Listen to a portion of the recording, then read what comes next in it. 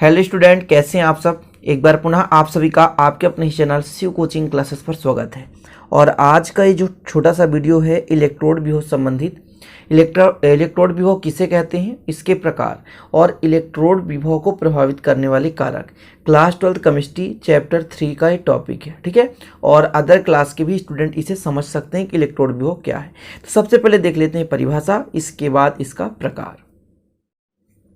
तो देखिए, इलेक्ट्रोड विभव किसी धातु को उसके आयन के संपर्क में रखने पर बने इलेक्ट्रोड के इलेक्ट्रॉन त्यागने या ग्रहण करने की प्रक्रिया इलेक्ट्रोड विभव कहलाती है। देखिए डायग्राम से आप समझेंगे। मान के चलते हैं आपके पास एक पात्र है और इस पात्र पर एक विलयन भरा हुआ है। इस पात्र पर एक विलयन भरा हुआ है। मान के चलते हैं ZnSO4 जिंक सल्फेट का विलयन भरा हुआ है। अब यदि ये आयनित अवस्था में होगा, देखिए ZnSO4 जब आयनित होता है तो Zn2 पॉजिटिव और SO4 2 निगेटिव हो गया, तो ये विलयन आयनित अवस्था में है। अब इसमें धातु का एक इलेक्ट्रोड है, इस पे धातु का एक इलेक्ट्रोड है, ठीक है ना। ये इलेक्ट्रोड में या तो आक्सीकरण होगा या तो अपचयन होगा, आक्सीकरण होगा या तो अपचयन होगा, अर्थात या तो इसमें से इलेक्ट्रॉन निकलेगा या तो ये इलेक्ट्रॉन या ग्रहण करेगा। तो कोई भी इलेक्ट्रोड जब आयन के मतलब संपर्क में आता है, किसके संपर्क में आता है, आयन के संपर्क में आता है, तो या तो इलेक्ट्रॉन ग्रहण करता है या तो इलेक्ट्रॉन त्यागता है। दो प्रकार से होता है, मतलब या तो आक्सीकरण होता है या तो अपचयन, दो कंडीशन होता है। इलेक्ट्रॉन त्यागना आक्सीकरण कहलाता है और इलेक्ट्रॉन ग्रहण करना अपचयन कहलाता है। तो या तो इलेक्ट्रॉन त्यागेगा या तो ग्रहण करेगा। जब भी कोई इलेक्ट्रोड आयन के संपर्क में आता है तो इलेक्ट्रोड द्वारा इलेक्ट्रॉन का ग्रहण करना या त्यागना ही इलेक्ट्रोड विभव कहलाता है। अब देखिए विभव क्या है, आप लोग फिजिक्स में पढ़ते होंगे विभव कि आपके पास एक आवेश है, अनंत से विद्युत क्षेत्र के किसी बिंदु तक ले जाने में किया गया कार्य, अर्थात आवेश को हम ले जा रहे हैं उसमें जितना कार्य करना पड़ेगा। तो यहाँ पर इलेक्ट्रॉन को ग्रहण करना मतलब इलेक्ट्रॉन एक जगह से दूसरी जगह जा रहा है तो उस पर भी कोई ना कोई कार्य हो रहा है। तो इलेक्ट्रॉन या तो त्याग रहा है या तो ग्रहण कर रहा है। उन कंडीशन पर वहां पर कुछ ना कुछ वर्क हो रहा है, उस वहां पर कुछ ना कुछ कार्य हो रहा है और इस कार्य को ही हम कहते हैं विभव।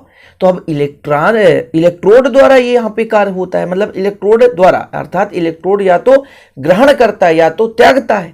तो दो कंडीशन, तो यहाँ पर जो विभव है इलेक्ट्रोड द्वारा हो रहा है, इस कारण से हम इसे इलेक्ट्रोड विभव कहते हैं। क्लियर, तो समझ गए होंगे। जब इलेक्ट्रोड आयन के संपर्क में आता है तो या तो वो इलेक्ट्रॉन ग्रहण करेगा या तो इलेक्ट्रॉन त्यागेगा, तो इसे हम क्या कहते हैं, इलेक्ट्रोड विभव कहते हैं।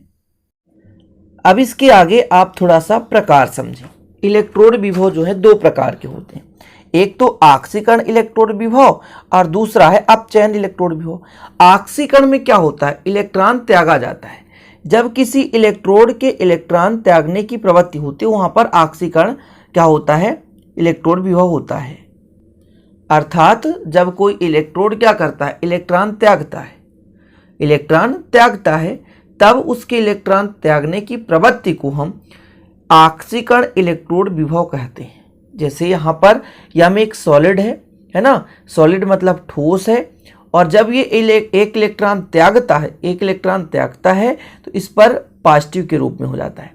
अब ये एक्वा सॉल्यूशन क्या कहलाता है, जैसे आपके पास कोई विलयन है, ठीक है ना, या कि कोई पदार्थ है, जब उसको हम किसी भी जलीय माध्यम में या तो किसी भी द्रवित माध्यम में मिलाते हैं तो वो आयनों के रूप में टूट जाता है, और जब वो आयनों के रूप में टूट जाता है तब उसे हम कहते हैं एक्वा सॉल्यूशन।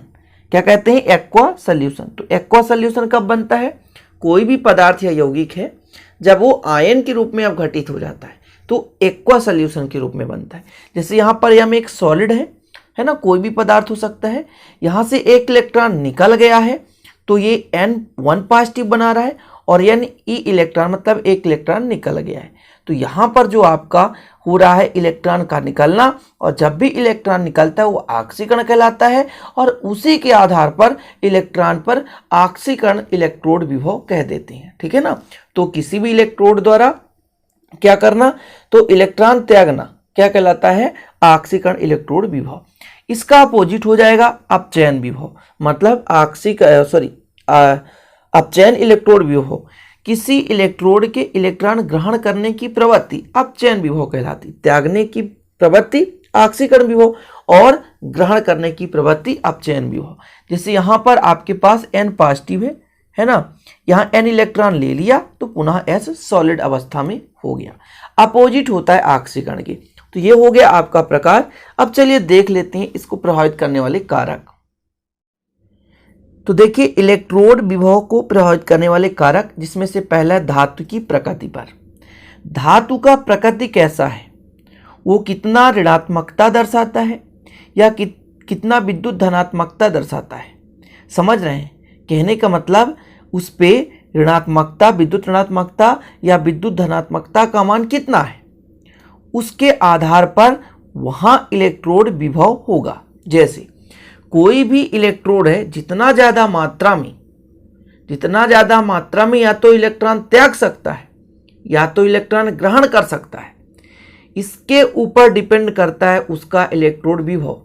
जितना मात्रा में इलेक्ट्रॉन त्यागेगा उसका इलेक्ट्रोड विभव उतना ही अधिक होगा, या कि जितना मात्रा में वो इलेक्ट्रॉन को ग्रहण करेगा उतना ही इलेक्ट्रोड विभव उसका अधिक होगा। क्लियर?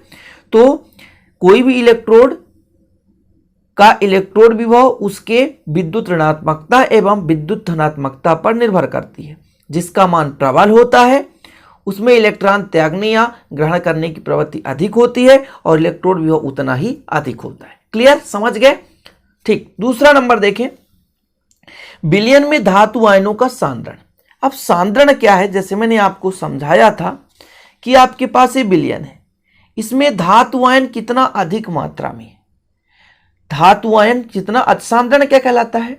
जैसे सांद्रता आप लोगों ने पढ़ा होगा, कोई भी विलयन है उसके एकांक आयतन में कितना विलेय पदार्थ है। यहां पर विलयन में आयन, जिसमें जितना अधिक आयन होंगे उसकी सांद्रता उतनी ही अधिक होगी, और जिसमें कम आयन होंगे तो सांद्रता कम होगी। ठीक है ना? देखिए सांद्रता के आधार पर ही इलेक्ट्रॉन ग्रहण या इलेक्ट्रॉन त्यागा जाता है। जैसे सांद्रता यदि बढ़ा दिया जाए तो ऑलरेडी वहां आयन ज्यादा है, तो कोई भी इलेक्ट्रोड कम मात्रा में इलेक्ट्रॉन त्यागेगा।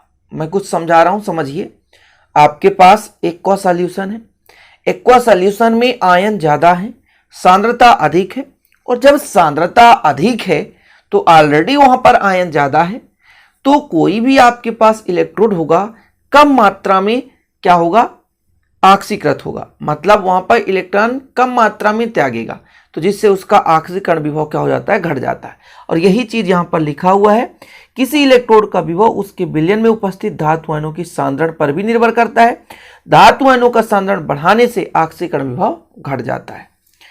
तीसरा है ताप का प्रभाव। इलेक्ट्रोड विभव पर जो ताप का प्रभाव होता है नर्नेस्ट समीकरण द्वारा समझाया जा सकता है। ठीक है? तो इसे आप बस इतना समझ लें कि नर्नेस्ट समीकरण के आधार पर ताप का प्रभाव समझा भी जा सकता है और समझाया भी जा सकता है। क्लियर? तीसरा दाब का प्रभाव। दाब का भी प्रभाव पड़ता है, इसलिए कभी भी किसी भी इलेक्ट्रोड विभव को ज्ञात करते समय वहां पर जो गैसीय मात्रा होती है, यानी गैसीय मात्रा के आधार पर तो दाब होता है, तो उसका मान नियत रखा जाता है, निश्चित रखा जाता है। सेलों की अभिक्रिया में गैस के दाब का प्रभाव पड़ता है, या तो अधिक भी हो सकता है, कम भी हो सकता है, इसलिए गैसीय इलेक्ट्रोडों में गैस का प्रभाव निश्चित रखा जाता है। क्लियर? तो ये चार हैं, चारों का स्क्रीनशॉट ले लो और आप लोग लिख लो। ठीक है स्टूडेंट? और यदि अभी तक आप लोगों ने नोट्स नहीं लिया है तो नोट्स 9685299149 पर संपर्क करें। आपको एकदम लो कॉस्ट पर, मतलब बहुत कम कॉस्ट पर फिजिक्स और केमिस्ट्री का नोट्स अवेलेबल कराया जाएगा। तो अभी तक आपने नहीं लिया है, विधिवत तैयारी करना चाहते हैं, तो पूरे चैप्टर के पीडीएफ नोट्स ऑब्जेक्टिव न्यूमेरिकल सब सहित आपको दिया जाएगा। तो चलते हैं स्टूडेंट, फिर मिलते हैं अगले वीडियो में। तब तक के लिए जय हिंद, वंदे मातरम।